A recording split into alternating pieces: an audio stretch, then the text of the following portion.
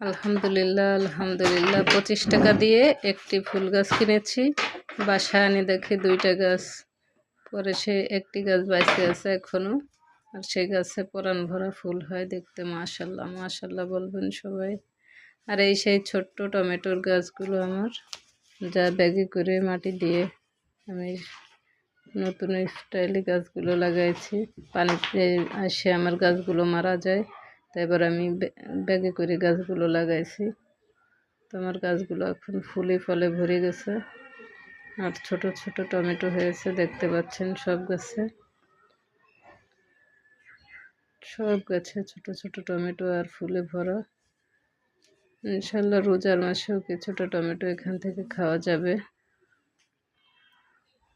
তো দেখতে পাচ্ছেন আমার সবগুলো গাছে কিন্তু টমেটো আর ফুলে ভরে।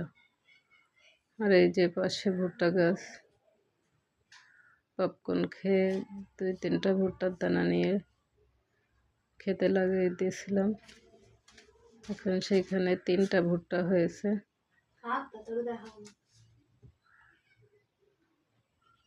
তো যেটুকু পারি সেটুকু লাগানোর চেষ্টা করি নিজে বাড়ি বসে থেকে। আর যে ছোট ছোট বেগুনের চারাগুলো আপনাদের আগেও দেখিয়েছি ভিডিওতে, আর এখন সেই বেগুনের চারায় ফুল এসছে।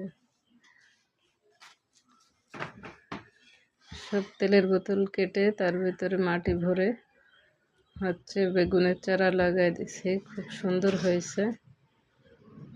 মাটিতে না লাগায় টবে লাগালে আরো ভালো হয় গাছ। আল্লাহ হাফেজ।